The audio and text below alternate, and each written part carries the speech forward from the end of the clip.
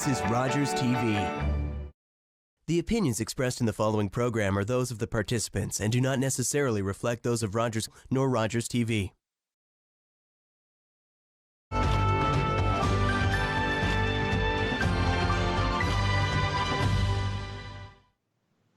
Hi, and welcome to Politically Speaking, COVID-19 edition. I'm David Shearman.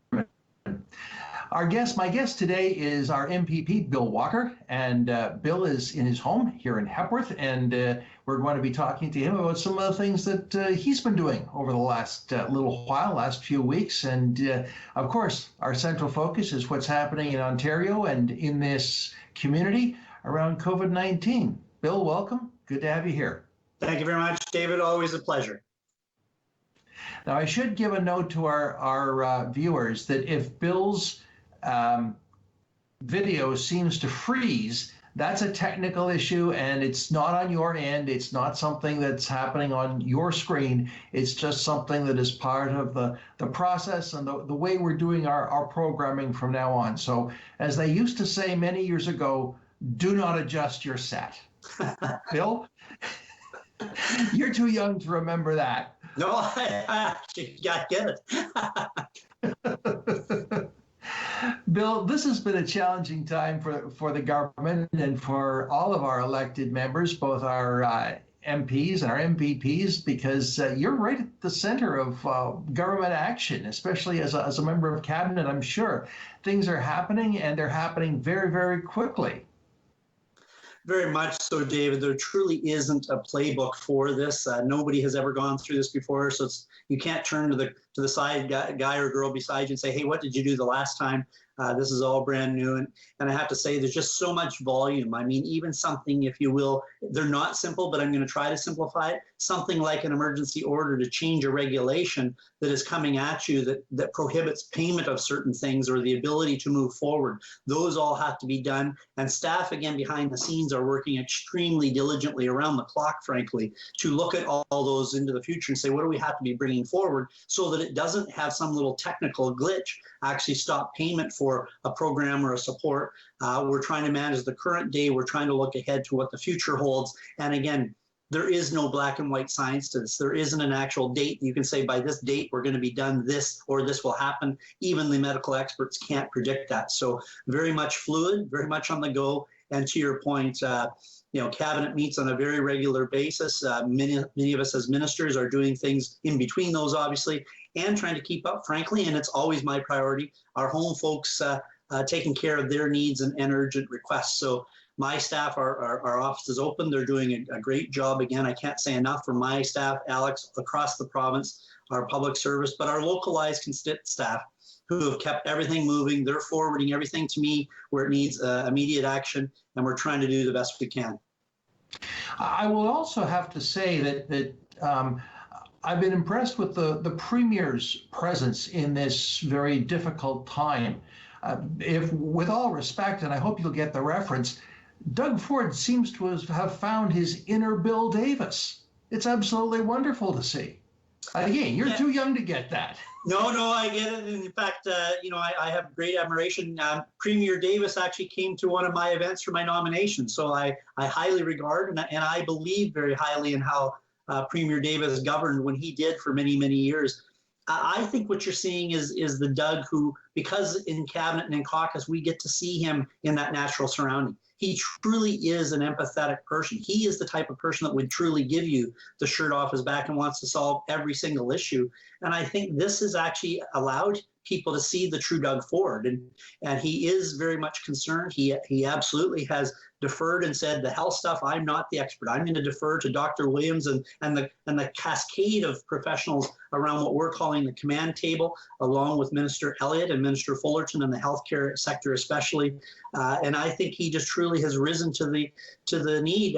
We always hear those old adages that sometimes crisis brings out the good in people and the true spirit. And I think absolutely with Premier Ford, what you see is what you get. Yeah, I know you've mentioned about his genuineness and his caring in our previous interviews. So it's nice. It's good to see that on display and present for the people of Ontario. You mentioned the regulations that keep coming and they keep coming out, but they always seem to have some major significance and seem to put people first. I'm thinking, for example, of the work that was done most recently around community gardens. I know that was an issue. Community gardens were a very important piece that people were concerned about because planting time is coming. And the government rose to the occasion and got that regulation right through and in quite a bit, with quite a bit of speed. And I know that was appreciated by that community. Absolutely, and that's a prime example, David. When we originally put out the order to shut things down as much as we could, we knew from the medical professionals, again, we had to stop the spread. We had to really be severe and get the message so that people were truly adhering to it. So at that time, we had a fair bit of pushback from people from community gardens, but said we can't start allowing a whole bunch of exemptions or it waters it down. It allows it to be 2 weeks. So we held firm, but it shows, I think, again, that many of us around the cabinet table and the caucus table did take that feedback. We put it back through the filter of cabinet. And in this case, we were able to utilize an order to get that through and open them up because we're certainly sensitive to things like that, the crops, those type of things. There's only a window that works if you're able to get them planted. So I want to say thank you again to those people who did their job and advocated as they did properly for their communities, and to, again, the people behind the scenes that pulled that regulation forward and figured out in a very timely manner how we could address, how we could proactively change. And today, I think everyone is the beneficiary of that. Well, what's the government doing to help people who are on the edges? I'm thinking of food banks, and we've got OSHARE here in Owen Sound. Is the government doing anything special for those groups? Yes, and I can't remember the exact, I mean, there's so many numbers flying around, but I think a couple of weeks ago, there was about a $200 million fund. Of course, Bruce and Grey counties certainly were part of that. And I believe in the specifics of OSHARE, they have been able to tap into a little bit of that money that was funneled to the county for a number of projects and to be able to do that. Of course, we're trying to make provision wherever we can. It's very challenging because there are so many groups out there, and you'll appreciate this, David. You know, I know a lot of them personally. I'm approached by a lot of them. We're not going to be able to fund absolutely every single need of every single group out there, but we certainly are in the masses, and something like OSHARE that serves such a wide contingent to be able to funnel our help and support and do that at all levels of government. So the federal government gave money. We then took it and passed it along to, in this case, the county, and the county is going out to those grassroots groups. So very much contingent. There was some money put in by Community and Social Services, again, to ensure that people on things like Ontario Works and ODSP could actually partake and not be clawed back, or be clawed back as much as they possibly could be. And one thing that was very significant, and I want to give Minister Smith and Minister Dunlop huge kudos. One of the things that they fought for very strenuously is to ensure when some of those things happen and more money comes in through another venue, again, old regulation would say you lose access to that program. What they could have lost, frankly, were their benefits, their health benefits. So they, again, worked very stringently with the bureaucracy to make sure those programs allowed them to retain their benefits while getting more of that income coming in from the federal program. So it takes a lot of on the ground, boots on the ground, brains, collective spirit, and frankly, most importantly, passion and empathy from people like our ministers to make sure that those are safeguarded. What was really interesting in the tranche of money that you just mentioned, Bill, was that the money went to the counties. It went to the organization practically closest, the government level, closest to people, to say, okay, you figure out what is really needed in your community, and that seems to have worked quite well. The other thing that I was quite impressed with, and you mentioned it briefly, was that the bureaucrats, as they're sometimes called, but the public service has certainly done an excellent job of saying, we can do this, this, and this, and here's how you do it. And they're kind of like the politicians get the public kudos. It's the public service that is really doing the grunt work here, the heavy lifting, and is really doing, I think, a fabulous job of meeting the needs of the people of Ontario. Absolutely, David, and thank you. Bureaucrats in my mind isn't meant as a bad moniker. It's just probably more common in my head, but absolutely the public servants that serve, and I consider myself one of those as well. So absolutely, they are the people. They've typically been the people that wrote the regulation, did the groundwork, did the legal aspects, so they know best how you take that existing regulation and can utilize it to its best practice, or say, here's the spirit of intent, here's how we can do it so we still protect the essence of what it meant, but we can slightly, in cases like this, maneuver it. So absolutely, and you're bang on. Those people are definitely giving 100% effort out there to ensure, and again, that is twofold. I think certainly the ministers in most cases are driving that and saying, here's what we want, how do we do it, and leave the detail work to them and do the thing. And yes, they don't get the kudos. They also probably don't take nearly as much as the hammering that we do at the front lines as well when we don't get things right. Well, I was also going to mention, Bill, that we've been very fortunate here in Grey Bruce that we have a huge partner in many of the endeavors for in this time of COVID-19, and that, of course, is Bruce Power. I think of the work they do in terms of providing PPE, the work they have done to liaise with the health unit to make sure that all of those that equipment gets to the right place on the right time, and people who need it have it. And they've just really stepped up to the plate, not just as an employer, but as a community partner. Big time, David. I can't say enough. They originally came along with 600,000 pieces of PPE. They have just recently doubled that to 1.2 million pieces. They did actually make a huge donation, I believe, in Bruce, Grey, Huron, and Perth to the food banks. So again, back to some of those collective agencies that are doing yeoman service out there, as they always do. They just recently came out, I believe, with 50,000 bottles of hand sanitizer, working with some local companies to be able to do that. Aberflex is one of those companies in Paisley that has now jumped in and doing suits and the ability to provide those. So not only corporately have they done that and provided funding, they've retained those employees, and I've got a couple of emails, in regard to that. They're actually retaining at their cost as the company to keep all of those employees on the payroll rather than putting them onto the public service, which you and I, again, as taxpayers would be paying for. So they're doing a lot of great things. We're fortunate to have them in our backyard, and they're also playing two key roles as we go through this. It may be just, maybe it's just inherent, but they're providing that power that most of us are consuming more of at a base that, 24/7. They are the reliable, stable, clean form of energy. So that's great.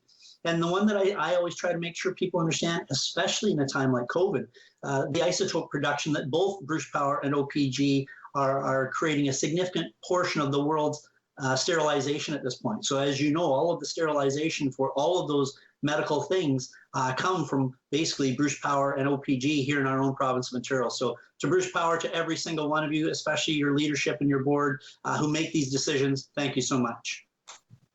Yeah, it's a very, very interesting recognition that Bruce Power, who kind of have been off in the corner for so long, we know they're there, but they're a major player in this field of isotopes for sterilization. It's one of those funny things that you don't realize. It's here.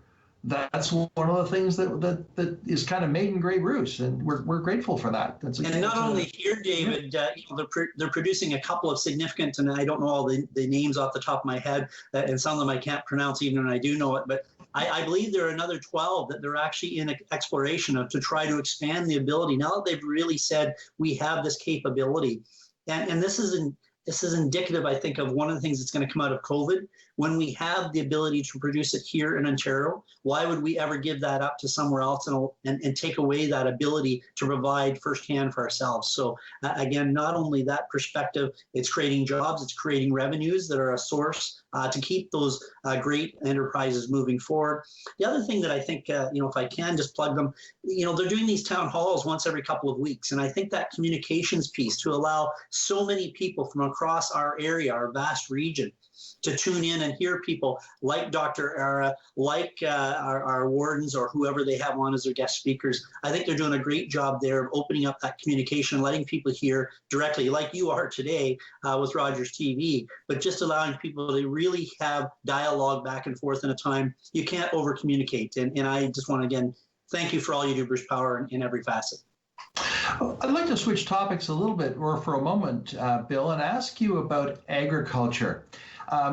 We talked a moment ago, this is the window for planting. But I know that the beef producers have been very concerned about the lack of slaughter capacity and the closure of the export markets and those kinds of things. And while they're federal issues, agriculture is certainly a very provincial issue. And I wonder if you had any comments on the agricultural situation. Absolutely, David. And again, just to all the farmers out there, I've always had the greatest respect. We are an agricultural area. It still is our biggest piece of our economy is agriculture at the end of the day. And times like this really rise to the top in regard to the challenges that they actually have and always have encountered. And I mean, most farmers that I know, and I say that very reverently, are people who just deal with the world the way it comes at them. They can't control most of the variables. So they're pretty amiable, but they're very resourceful and they're very resilient. They are coming to us saying there are some challenges. I'll speak to packing if I can very quickly. That is a big one where, again, sometimes we've allowed one or two large organizations have the bulk of the work, if you will. And when one of those plants goes down or they make a change, that really impacts the ability for our local farmers to get their cattle beast to a processing plant, which just stops the whole supply chain down. So again, it has brought to light that other decisions from the past, shutting down a lot of our small rural abattoirs, may have been a good move, if you will, from a cost effectiveness, if you will, because a big plant can do more in a cost effective manner. But it certainly limits you when that one plant goes down and now you take 50% of your capacity out of the system. So I think it's going to be something that we, again, will have to take a look at and reevaluate and say, was that really, now that we've experienced a COVID, the best situation? Should we be looking at ways to make a regional opportunity here and work with some of those large companies and show them? I think it also does show, so I've heard from beef, sheep, grain, and pork producers that are all experiencing different challenges. I can assure you, I've spoken to Minister Hardeman and PA Pettipies. They're both working very diligently on this situation. A lot of work, particularly at the ministerial level, goes on behind closed doors, or if you will, on the phone to Ottawa to his colleague. And I believe what we have to do is impress upon particularly the federal government, who in this COVID situation typically is leading the charge with funding, and then we take it and adapt it to what's best for each province. That is going on. We are hearing them loud and clear. I've got a call scheduled for later this afternoon with Rob Lipsett from the beef farmers in our backyard. He sits on the Canadian Beef Ontario and the Canadian beef producers.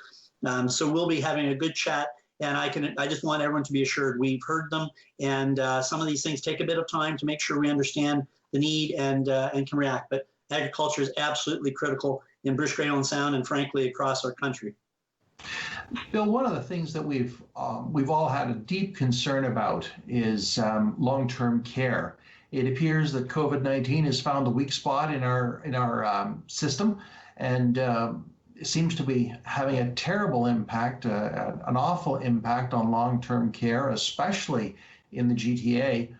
Less so here, we hope and pray that it will not have that impact. But there have been 3 outbreaks in the local Grey Bruce long-term care centers.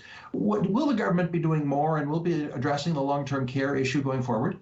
100%. And I think you've heard certainly the Premier, Minister Fullerton, who I think is doing a great job to be that voice. Minister Elliott, again, who understands that. You know, even in speaking with Dr. Eyre, our local medical officer of health, who I have the highest regard for and has had a great experience around the world, frankly, you know, one of the things that hasn't come out yet is, why is this particular virus so impactful, if you will, to those people, particularly over 70 years of age? Why is it actually going and doing the most damage there? No answers to that yet, but we obviously have seen that is the reality, particularly in the urban areas and those long-term care facilities, what I think everyone's kind of deeming as the hot spots. And once it's in, you almost know that it's going to spread. But I think as a result of the great frontline people and the work that's being done, in many cases they are able. I express my sincere, heartfelt sympathy to those that have lost loved ones as a result of COVID. And we are trying to do as much as we can, as quickly as we can, to address and stop the spread, taking whatever actions we can. Locally, to your point, there have been a few outbreaks. I do know, again, Dr. R, in one of his most recent communications, said some of the folks at Maple Mapleview were actually able to have a little celebration because some had it and actually came through and survived and were able to actually cohabitate, if you will, because they now have that immunity built up. So we will, and I think you've seen crystal clear, both from Minister Fullerton and the Premier, long-term care for a long time was not probably given the priority that it needed. We're facing that, and it is an area that certainly has risen to the limelight and says it needs a bigger long-term fix as we come out of COVID, but also for future. And I'm someone who has spent a lot of time. I was critic for 2 years of long-term care, and will do whatever I can to try to help Minister Fullerton and our government move forward to make improvements. Well, that's good to hear, Bill, because I know that myself I think every one of us at some point will either have parents in long-term care or some kind of retirement setting, or we will experience it ourselves. And so it becomes incredibly important to us. And let's hope that the government will take up the challenge and deal with long-term care in a whole and complete way, that the best home care system and long-term care system in Canada, if not the world. So let's hope we can do that. Let's hope. David, if I can, just before we move on, I do want to make sure we temper expectation. It is a large area of government. It's not going to be done overnight. It is going to take time and effort and diligence, frankly, to get there. And I say that again as a former critic who understood the magnitude of how big it is and how big it has an impact. And let's not forget the realities of finance. There isn't just, again, an open checkbook to say, just fix this tomorrow and here's your check. There is going to have to be some change, absolutely. But I just don't want people thinking that just because even at the Premier level saying we are going to fix it, that it's going to be an immediate. I mean, I think there were a lot of good things going on that were being done under the minister's leadership before. In our own backyard, we've been pushing for things like Grey Gables and Markdale, and that is moving forward. But again, they're not going to happen just overnight because we come out of COVID. So definitely a priority, but just want to temper expectation. Well, Bill, I could say maybe that's something for the second mandate, or when you and I get there. Let's hope it might be the former and not the latter. Well, and I'm very hopeful for the former as well. Well, Bill, it's a challenge for sure, and you're right. You can't solve the issue by throwing money at it. That's probably the worst solution. It has to be going back to basic principles. What do we want? What are the standards? And as you know, the complexity of the issue is certainly something that will have to be teased out. And I'm sure that the lessons learned exercise from COVID-19 is going to be absolutely fascinating and probably result in a changed orientation for a lot of things in this province, not just long-term care, but hospital care. Who knows? The list would be long. Yeah, absolutely, David. I think one of the more remarkable things, I always try to look for hope even in the darkest day, is there's been a lot of innovation brought to the fore to combat COVID, whether it be across technology platforms, how we look at businesses that are stepping up that used to do X, Y, Z business and have totally transformed their business today. That again, I believe from a manufacturing, if I can, that's a big area of our province that we've lost over the last number of years, that I think a lot of people are going to sit back and say, do we really want a lot of this to be offshore? And I mean offshore from the perspective, we can't control how access we can get, how quickly we can get. So these things that are tangible, respirators, those type of things that are absolutely critical to our healthcare, we may need to take a secondary look and say, are we prepared, frankly, to pay a little bit more to ensure that it's created here where we have control and access? And some of those companies, I hope, are going to continue to say, hey, there is viable opportunities here. And I think Minister Phillips in his economic recovery has struck a large committee, and he's got a portal that there are some people in our backyard that have called me and said, how do I access this? How do I want to be able to have input into the manufacturing side and the supply chain? Because I have some ideas. I think you're going to see a great deal of ingenuity that in essence is going to strengthen and show collaboration amongst not just Ontario, but Canadians, that we control a lot of these things and put the focus back on. It is important to keep it close to home so that we never are in a situation where we're reliant on someone else who, yes, they came through, and thank goodness they have at the end of the day. But there were certainly some early days when you were starting to be concerned about things like PPE that we can factually manufacture here in Ontario. So lots of good opportunity to come. Yes, it's going to be a very interesting time. One of the things that the government was very excited about and active in prior to the COVID-19 pandemic was reform of a number of areas, including public health. But dare I say it, public health is certainly proving that it is a valued partner. It's always been kind of seen as the quiet partner in healthcare. But in these days, they're front and center, and they're certainly proving that public health is an incredibly important part of our healthcare rainbow, if you will, or our healthcare tools. Sure. David, and thank you. Before I answer the bulk of that, I just want to say a true and sincere thank you to Dr. Ara and his team. I'm in virtually daily contact. I joked with him the other night that I think we probably speak to each other more than we do to our wives, even though we're not in the same location. But he has really stepped to the plate. I have the greatest respect and admiration for not only his knowledge and his expertise, but his approach to being the public health officer in our area and working as collaboratively with people to make sure we can move forward as possible. Having stated that, I think it does go back to, yes, certainly I'm not certain a lot of people would even known Dr. Ara's name before COVID. Now I don't trust there's a person in Bruce Grey, Owen Sound who doesn't know who he is. When we were looking at reforming, the whole intent was actually, frankly, to make it even better, to make sure we had those processes from a public risk and safety, to really focus on what the intent they do. He will be the first to say to you, I'm not your front line, I'm not your hospital, I don't want to get in the way of hospital, that's not my expertise. They want to do the proactive, they want to do the stuff that ensures that the broader public health of people is taken into consideration. And I think, again, a positive, certainly in our own backyard, is to see that we have one of the most capable people probably in the world leading closely by.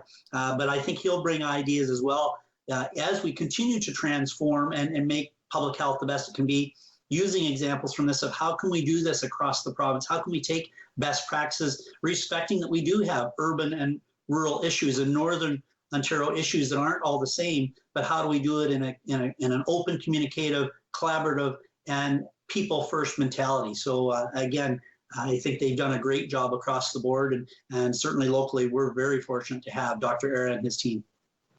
Bill, believe it or not, we're just about out of time, so I want to thank you for the comments you've shared and the ideas, and best wishes to you and your colleagues in the legislature and in cabinet as you do a very difficult job for us as you govern this province in this time of difficulty and challenge. Bill Walker, thank you very much for being on Politically Speaking. Friends, thank you. We'll see you next week.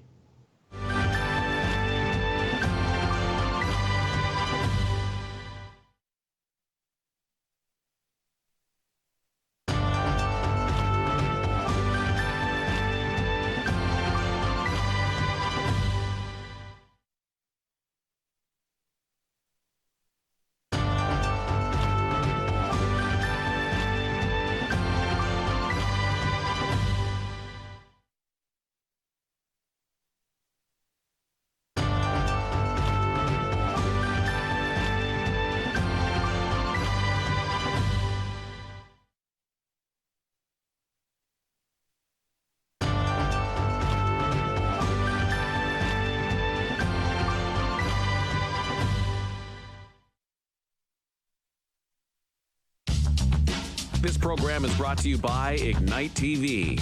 Now you're in command. Visit Rogers.com for more details.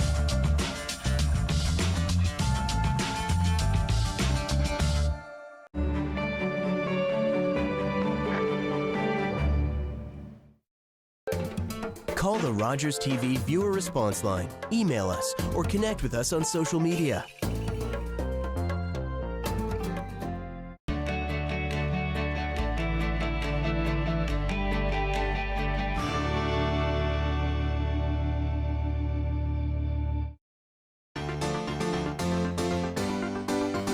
Good evening, 007.